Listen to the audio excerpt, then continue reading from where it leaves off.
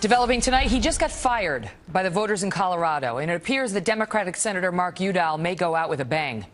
Senator Udall is a member of the Senate Intelligence Committee and is reportedly considering reading a hotly contested and classified CIA interrogation report on the Senate floor.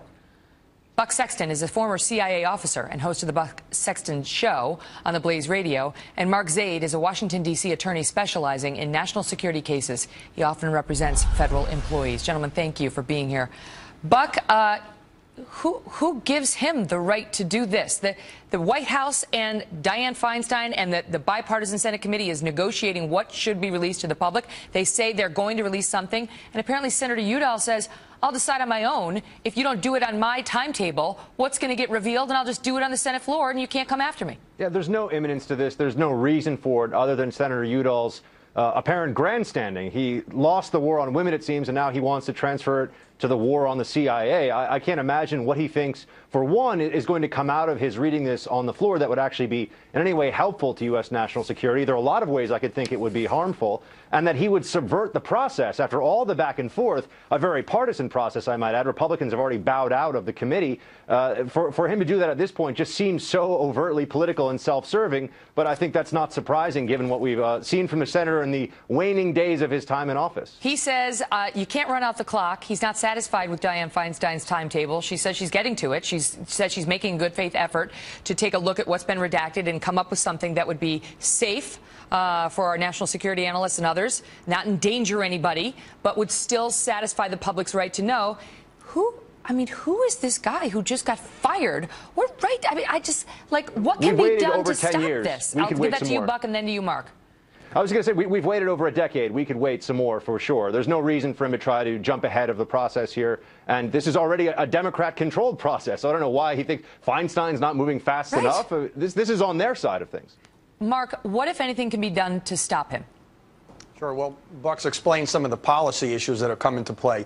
From a legal standpoint, Article 1, Section 6 of the Constitution, which is the speech and debate clause, effectively gives any member of Congress the ability to go on the floor of the House or the Senate or as part of one of their committee assignments or subcommittee assignments or use the congressional record to disclose anything they want, including classified information. So it would be almost impossible to do anything to stop him. There may be some maneuvers with respect to the committees, but if he wanted to take the entire Senate torture report or he wanted to take any of Snowden's documents, anything from the NSA that hasn't come to light yet publicly, he can insert it into the public record with impunity. And he cannot be prosecuted. He cannot be stopped legally. Cannot be stopped. Cannot be prosecuted. Now, he could be punished through Senate rules.